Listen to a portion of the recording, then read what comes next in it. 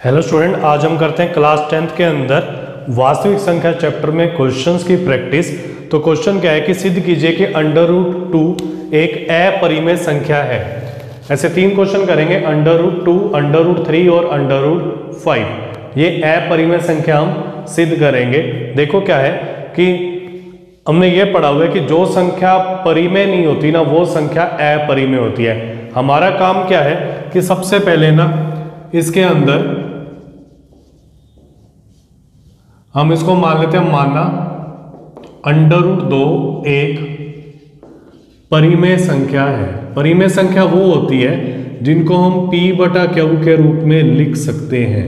ठीक है, मैंने मान लिया कि √2 है ना एक परिमेय संख्या है, और बाद में हम इसको गलत प्रूफ कर देंगे कि ये परिमेय नहीं है। तो जो परिमेय नहीं होगी ना, वो अपरिमेय संख्या होगी। देखो √2, √3, √5 इनको लिखने का पैटर्न सेम है। आप इनको लिख लिख के प्रैक्टिस कर सकते हो। एक बार समझ लो करना क्या है। √2 एक परिमेय संख्या है, तो √2 को मैं लिख सकता हूं P/Q, जहां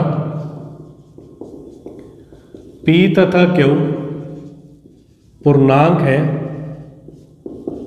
ये लिखना है हमने, पूर्णांक होता है -3, -2, -1, 0, 1, 2, 3, नेगेटिव पॉजिटिव नंबर और 0। और Q 0 नहीं है, मतलब नीचे वाला 0 नहीं है, तथा P व Q सह अभाज्य संख्याएं हैं।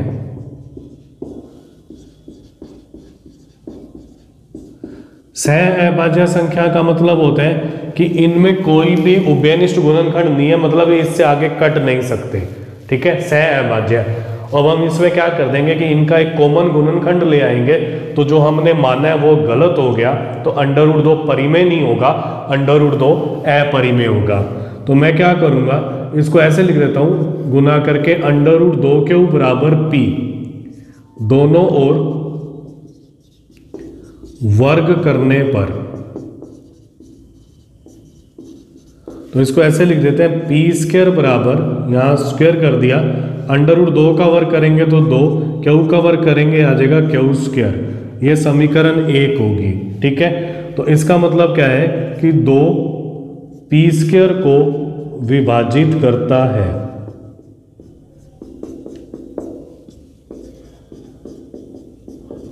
क्योंकि इसमें शेषफल 0 आ रहा है, तो ये 2 ना इसको विभाजित करेगा।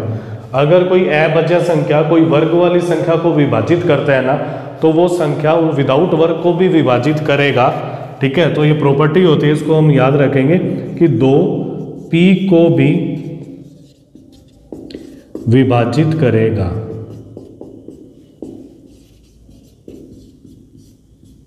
तो हमारे पास देखो ये होता है A = BQ + R। तो जिससे भाग देना है ना, वो तो होता है B, तो इसका मान तो है 2, और जिसको भाग कर रहे हैं ना, वो होता है A, और वो है P। शेषफल हमारे पास 0 है, और एक हमारे पास भागफल आएगा, इसको मान लेते हैं C। ठीक है, तो इसको हम लिख सकते हैं अगली लाइन में, P = 2C + 0। तो 0 मैं लिख नहीं रहा, दोनों ओर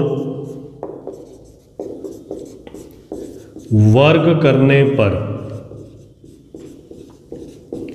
जब वर्ग करेंगे ना, तो P का वर्ग तो आ जाएगा यहां पर P², 2 का वर्ग हो जाएगा 4, और C का वर्ग हो जाएगा C²। P² का मान रख देते हैं समीकरण 1 से, तो ये आ जाएगा 2Q² बराबर 4C², समीकरण 1 से।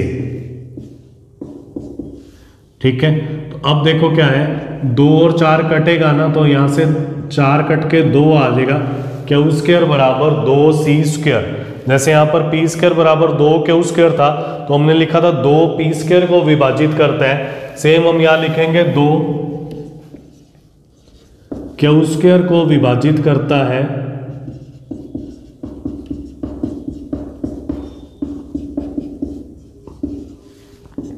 तो क्या होगा, 2 Q को भी विभाजित करेगा।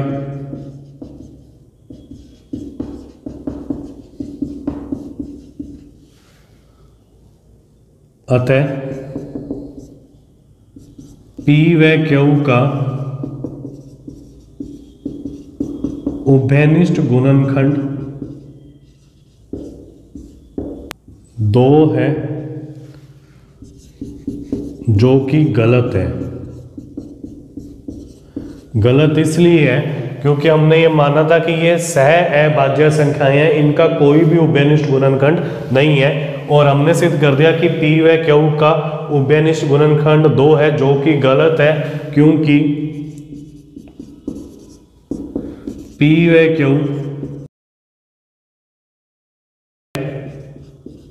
संख्याएं हैं, इसलिए √2 परिमेय संख्या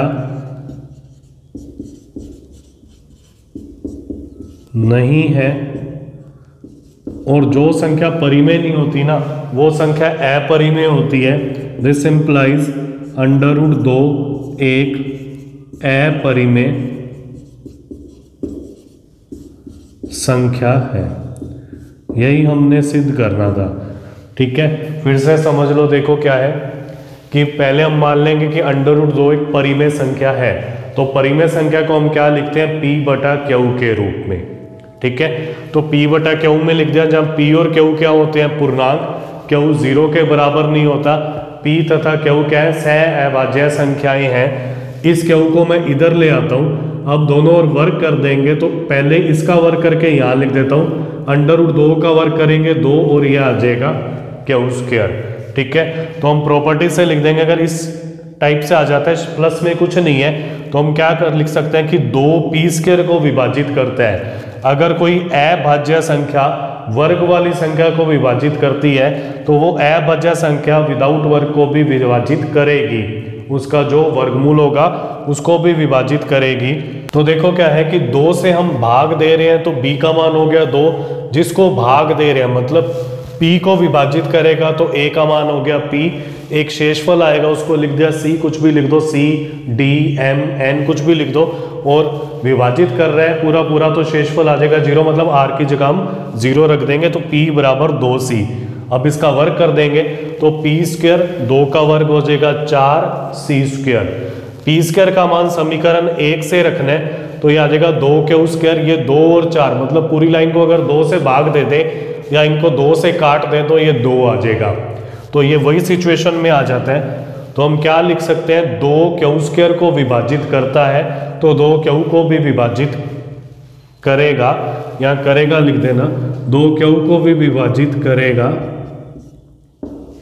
तो क्या होगा कि P व Q का उभयनिष्ठ गुणनखंड 2 है, जो कि रोंग है, जो विरोधाभास है, क्योंकि P व Q में कोई भी कॉमन गुणनखंड नहीं था, क्योंकि वो सह अभाज्य संख्याएं हैं। ठीक है, इसलिए √2 परिमेय संख्या नहीं है, और जो संख्या परिमेय नहीं है मतलब जो माना है वो हमने गलत माना था, इसलिए √2 परिमेय संख्या नहीं है, और जो संख्या परिमेय नहीं होती वो अपरिमेय संख्या होती है। अब हम सेम इसी टाइप से क्वेश्चन करेंगे कि √3 एक अपरिमेय संख्या है।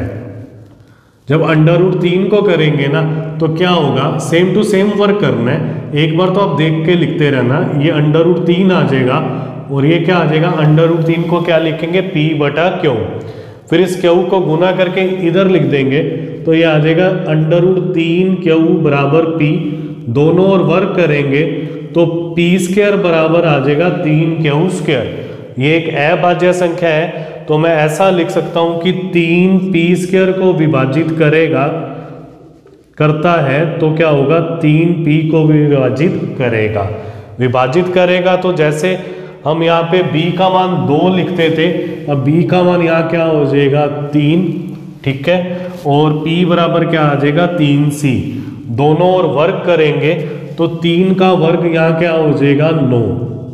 अब मैं p² का मान समीकरण 1 से रखूंगा, तो 3Q² बराबर 9c²। 3 और 9 को काटेंगे, तो यह आ जाएगा 3c²। सेम वही पैटर्न से चल रहा है। ठीक है, तो अब क्या होगा, 3Q² को विभाजित करता है, तो 3Q को भी विभाजित करेगा। इसका मतलब क्या है कि P व Q का एक उभयनिष्ठ गुणनखंड 3 है, जो कि गलत है। √3 एक परिमेय संख्या नहीं है, √3 एक अपरिमेय संख्या है। देखो ऐसे ही चेंजेस करेंगे, 2-3 क्वेश्चंस लिखेंगे तो हमारी प्रैक्टिस हो जाएगी और उसी टाइप से ही हमने इसको कंप्लीट करना है। अब देखो नेक्स्ट, अगर हमारे पास √5 को सिद्ध करना है तो फिर सेम उसी वे से ये बिना देखे लिखना आप। पहले हम मानेंगे √5 एक परिमेय संख्या है, तो √5 को हम लिख सकते हैं P/Q। इस Q को तिरछा गुना करके यहाँ ले आएंगे तो √5Q बराबर P, दोनों ओर वर्ग करेंगे तो क्या आ जाएगा P का वर्ग Q का वर्ग और √5 का वर्ग क्या हो जाएगा 5। तो क्या होगा 5 P² को विभाजित करता है तो 5 P को भी विभाजित करेगा, तो क्या होगा P बराबर 5C, क्योंकि इस बार B की जगह आ जाएगा 5 क्योंकि हम 5 से विभाजित करेंगे। ठीक है, दोनों ओर वर्ग करने पर तो देखो क्या है 5 का वर्ग तो हो जाएगा 25, P² का मान समीकरण 1 से रखेंगे तो आ जाएगा 5Q² बराबर 25C², 5 और 25 को काटेंगे तो आ जाएगा 5। ठीक है, तो अब हम लिख सकते हैं कि 5Q² को विभाजित करता है तो 5Q को विभाजित करेगा, अतः P व Q का एक उभयनिष्ठ गुणनखंड यहाँ पर 5 है जो कि गलत है, इसलिए √5 एक परिमेय संख्या नहीं है, √5 एक अपरिमेय संख्या है। इस टाइप से आपसे कोई भी √2, √3, √5, √7 कोई भी अभाज्य संख्या के बारे में पूछे तो हम इसको कंप्लीट कर सकते हैं।